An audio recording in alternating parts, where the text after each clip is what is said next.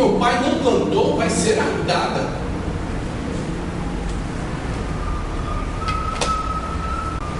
O que significa isso? Toda planta que meu pai não plantou será arrancada.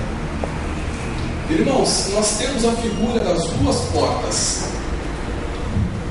As plantas remetem à mesma figura. Temos a planta que o pai plantou e a planta que o pai não plantou. A planta em Adão, que nasce da semente corruptível, é a planta que o pai não plantou. A planta que o pai planta e esta nunca será arrancada, refere-se àqueles que nascem da semente incorruptível, é Cristo, que é a palavra de Deus.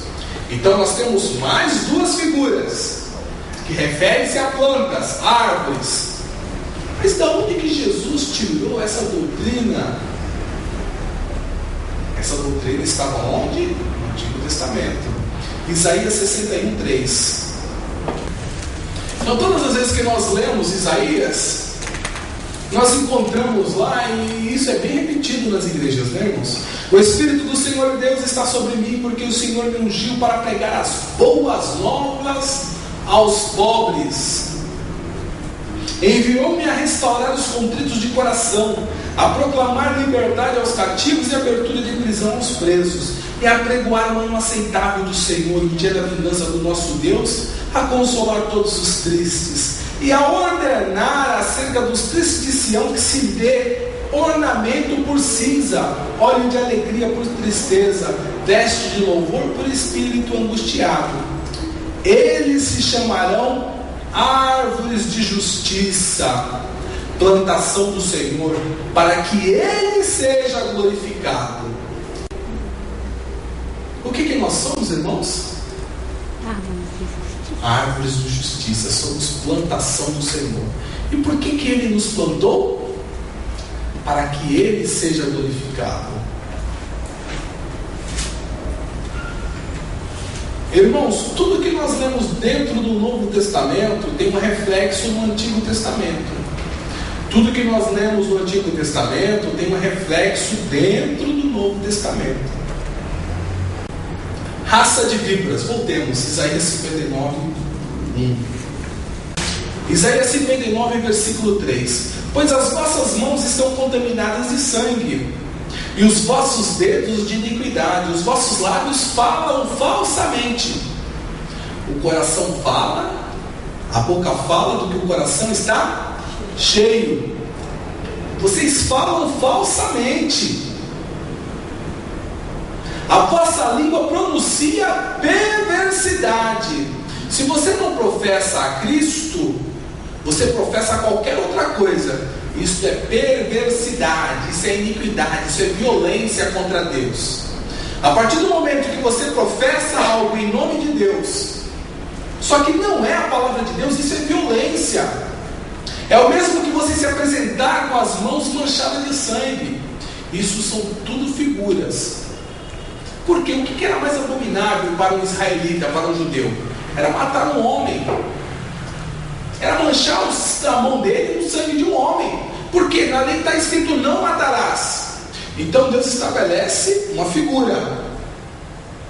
Olha, quando vocês apresentam para mim falando mentiras, falsidade, com seus próprios conceitos, é como vocês se apresentassem diante de mim com a mão manchada de sangue.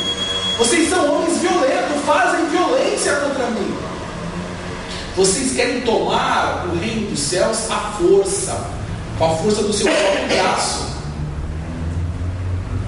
O reino dos céus é dado pelo braço do Senhor. É o braço do Senhor que nos dá o reino dos céus, e não você com suas próprias forças em tomar o reino dos céus, porque está escrito em Jeremias que é maldito o homem que confia nas suas próprias forças.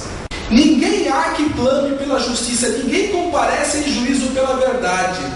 Confiam na vaidade e andam falando mentiras, concebem o mal e produzem a iniquidade. Chocam ovos de basilisco. O que é basilisco? Uma espécie de cobra, e descem teias de aranha. Aquele que comer dos ovos deles morrerá.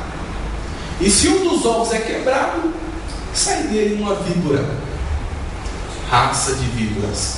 O que os fariseus produziam? Produziam ovos. E todos aqueles que se alimentavam daqueles ovos, da doutrina dos fariseus, se aquele ovo vingasse, quebrasse o ovo, nasceria uma víborazinha.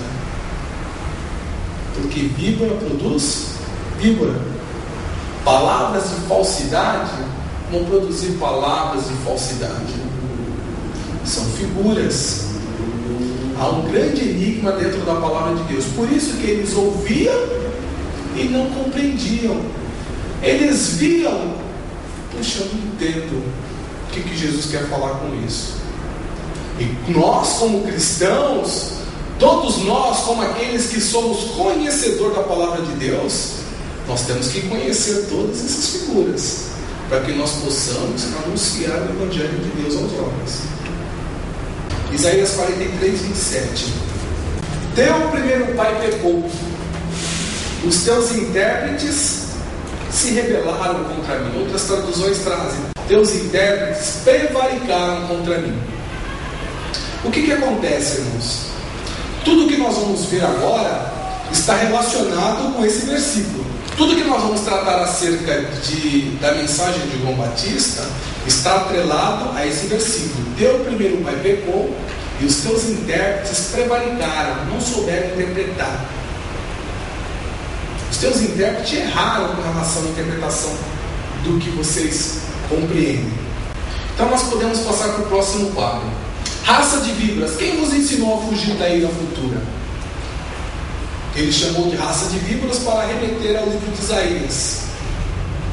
Ele pergunta: quem foi que instruiu vocês? Quem ensinou vocês? É deste modo que se foge da ira futura? Quem é o mestre de vocês? Quem que está instruindo vocês? Então olha, raça de víboras. Vocês lembram do que está escrito lá em Isaías? Quem vos ensinou essa doutrina? Ou seja, João Batista estava dizendo que eles foram instruídos erroneamente acerca das coisas de Deus. O arrependimento refere-se a uma mudança de ponto de vista, de compreensão. Tudo isso que João Batista está falando é uma mudança de ponto de vista. Ele estava trabalhando a concepção dos fariseus para que eles mudassem o entendimento deles. Hoje nós temos a doutrina do arrependimento, que é uma questão que fala: olha, tem a doutrina do arrependimento, mas não é, na essência, uma doutrina. É simplesmente uma conclamação para que a pessoa mude de concepção. Só que aí, com o decorrer dos tempos, dentro da teologia, nós temos uma doutrina chamada doutrina do arrependimento. Fala algumas coisas acerca do que estamos falando, mas não se refere a essa mudança de concepção que o João Batista estava tentando introduzir no meio dos fariseus. Olha, pelo fruto se conhece a árvore. Por isso que nós tivemos que estudar a figura do fruto. Para quê? Para que nós pudéssemos interpretar aquele versículo. Olha, produzir, pois, frutos dignos de arrependimento. O que é esse fruto? A que se refere esse fruto? Qual fruto os fariseus deveriam produzir? Que seria o fruto digno de arrependimento. Qual seria o fruto digno de uma mudança de concepção? O erro, irmãos, que se propaga aí de que o fruto refere-se às obras dos homens, o erro que se propaga de que o fruto é as obras dos homens surge em cima desse versículo, quando a pessoa entende que fruto refere-se às obras dos homens. Então a pessoa lê aquele versículo: produzir, pois, frutos dignos de arrependimento. Puxa, se eu me arrependo, eu tenho que se tornar uma pessoa mais boazinha a partir de hoje. Ah, se eu fuxiquei de fulano, eu não posso fuxicar mais. Então eu estou produzindo frutos dignos de arrependimento. Ou seja, eu mudei a minha forma de comportar. Eu tenho um novo comportamento de hoje em diante. Mas quando João Batista falou: olha, produzir, pois, frutos dignos de arrependimento, ele estava falando do fruto que refere-se à proximidade do reino dos céus, se refere a Cristo.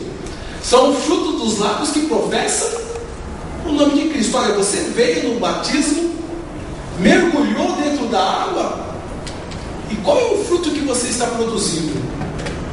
Não é o fruto do arrependimento.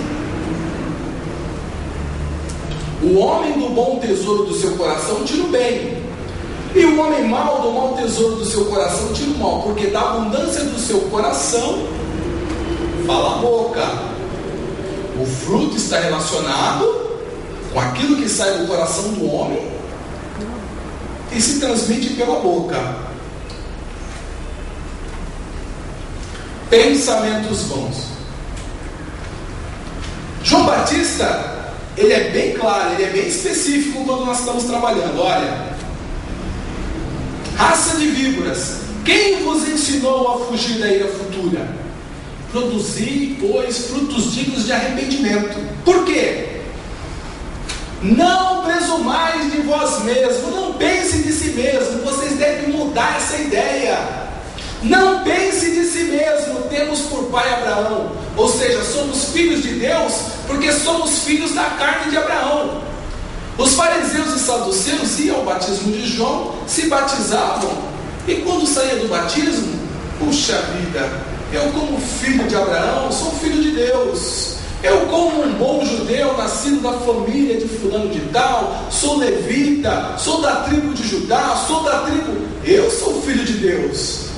João Batista olhou para aquilo que eles professavam, ou seja, fruto dos lábios. Poxa, produza fruto digno de arrependimento. Você veio aqui se batizar porque era próximo ao reino dos céus, e você ainda continua falando que é filho de Abraão e por isso é filho de Deus. Mude a concepção, arrependa-se. Mudança de ideia, concepção acerca de uma matéria. Então a palavra arrependimento, ela está trabalhando a ideia que eles tinham acerca do pai Abraão. Os teus intérpretes erram, por quê? Porque pensam que tem Abraão por pai. Mas o que a Bíblia fala? Que é o teu primeiro pai que pecou. Lá em Isaías estava escrito, né? Teu primeiro pai. Qual é o primeiro pai do homem? O primeiro pai da humanidade? Adão. Teu primeiro pai pecou. Adão. Adão gerou muitos filhos. E dentre esses filhos de Adão que entraram pela porta larga, temos Abraão.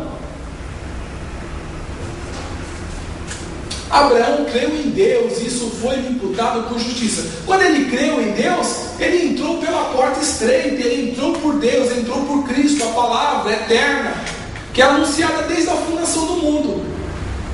Só que eles, por serem gerados da carne de Abraão, eles ficavam ainda confiados. Olha, somos filhos de Deus, porque nós somos descendentes da carne de Abraão. Só que se eles eram descendentes da carne de Abraão, eles ainda eram filhos de quem?